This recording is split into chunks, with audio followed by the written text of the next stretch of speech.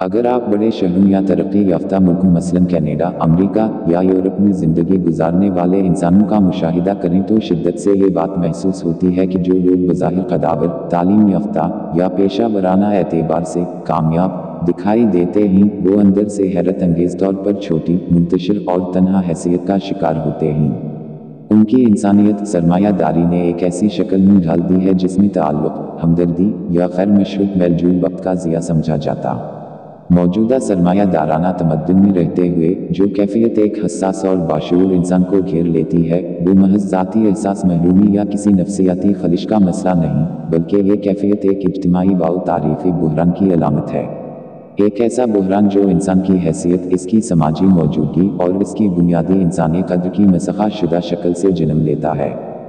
ये अमल किसी मखसूस नज़रियाती गिरोह तक महदूद नहीं, चाहे वो कंजर्वेटिव हूँ, लिबरल हूँ या ख़ुद को कामरेड कहने वाले अफराद ही क्यों ना हों। सरमायादाराना इनफरादियत पसंदी का ज़हर इतना सरायत कर चुका है कि हर शख्स अपने उसूल, अपनी वैल्यूज़ और अपनी तरजीहात के अलग अलग जजीरे बना चुका है। इज्तिमाई उसूल, समाजी अखलाकियात और इंसानी मुआशरती साख का तसव्वुर बड़े शहरों में नापैद है। ये फ़कत मग़रिब की बात नहीं, अगर आप किसी भी मुल्क में गाँव से शहरों की तरफ और छोटे शहरों से बड़े शहरों की जानिब बढ़ें तो आपको यही रवैये, यही अजनबीत और यही बेरब्त इनफरादियत दिखाई देगी। यही वो निज़ामी बीमारी है जिसके तहत इंसान को महज एक मुआशी यूनिट यानी एक सारिफ कंज्यूमर या एक कारकुन प्रोड्यूसर बना दिया गया है। इसकी बका का दारोमदार सिर्फ इसकी कारकर्दगी, मुसाबकत और विफादियत पर है। जो रिश्ता बल्ला फ़र्ज हो, जो ताल्लुक़ खैर मशरूत हो, वो अब खैर ज़रूरी तसव्वुर होता है। किसी अजनबी से बल्ला मफाद बात करना, इसके दर्द को सुनना या उसके साथ बैठना अब समाजी उसूलों का हिस्सा नहीं बल्कि वक्त का ज़िया समझा जाता है। मार्क्स के बकौल ये अजनबीत एलियनेशन सिर्फ पैदावार या मेहनत की हद तक महदूद नहीं रही, अब ये इंसानी ताल्लुकात, जज्बात, शऊर और नफ्स की गहराइयों में उतर चुकी है।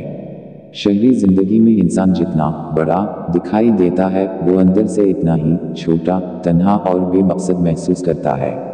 वो खुद को इस हद तक समाज से कटा हुआ पाता है कि अब इसके लिए अपनी कदर व कीमत का मेयार दूसरों के लिए अपनी इफादियत बन जाती है, ना कि इसकी ज़ात का इंसानी जौहर। सरमायादारी का सबसे ख़तरनाक फ़रेब यही है कि इसने इस अजनबीत को आज़ादी का नाम दे दिया है। इनफरादियत पसंदी को ज़ाती आज़ादी, खुदमुख्तारी और खुदबैनी के रंगीन पर्दों में लपेट कर एक ऐसी तन्हाई को जन्म दिया गया है जो बज़ाहिर इख्तियार है मगर दरहकीकत तंज़िल, बेगानगी और समाजी ज़वाल की शक्ल है। हर फर्द अपने उसूल खुद बनाता है, अपनी वैल्यूज़ खुद तय करता है, अपनी दुनिया खुद बसाता है और यूं ताल्लुक़, मकालमा और बाहमी फ़हम का अमल मदूम हो जाता है। ये तमाम सूरत हाल न्यू लिबरलिज़्म की फ़िक्री असास से जुड़ी हुई है। न्यू लिबरलिज़्म हर नज़रियाती या अखलाकी मयार को निस्बी, रिलेटिव करार देता है ताकि किसी भी इज्तिमाई अखलाकियात या सियासी तहरीक की ज़मीन ही बाकी ना रहे।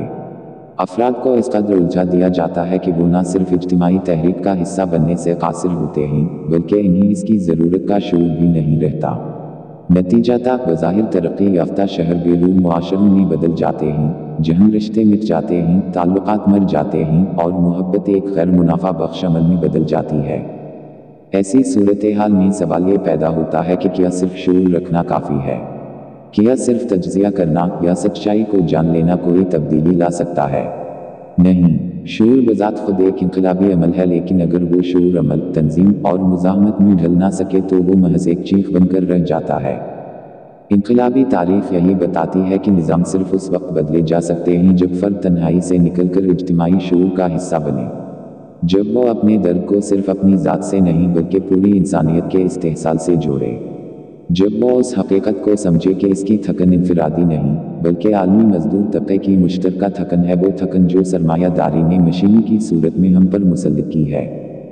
उसी फ़हम से जन्म लेती है वो मुज़ाहमत जो सिर्फ नारेबाजी नहीं बल्कि रोज़मर्रा की छोटी छोटी हरकतों में भी जिंदा रहती है, जैसे किसी से बल्ला फ़र्ज़ बात करना, किसी अजनबी की तन्हाई में शरीक होना या किसी खैर मुनाफा बख्श अमल को इख्तियार करना। यही मुज़ाहमत एक नए इंसानी समाज के ख्वाब की बुनियाद रखती है।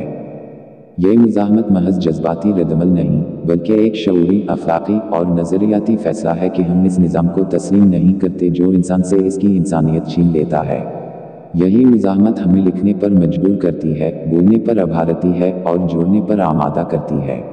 یہ وہ عمل ہے جو ہمیں ایک ایسے سماج کی طرف لے جا سکتا ہے جہاں رشتے سرمایے سے نہیں، احساس سے بنتے ہوں، جہاں محبت، رفاقت اور قربانی کو کمزوری نہیں بلکہ انقلابی طاقت مانا جائے۔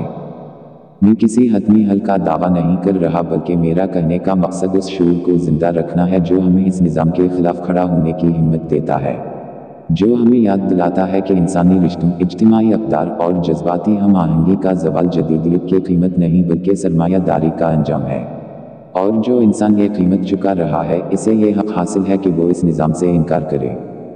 بس اگر ہم اپنے زخم کو لفظوں کا روپ دے سکیں، اگر ہم اپنے دکھوں کو اجتماعی شکل دے سکیں، تو ہم وہ پہلا قدم اٹھا چکے ہیں جس کی آخری منزل انقلاب ہو سکتی ہے، شاید فوری نہیں، شاید مکمل بھی نہیں، لیکن حقیقی، دیرپا اور انسانیت کے حق میں۔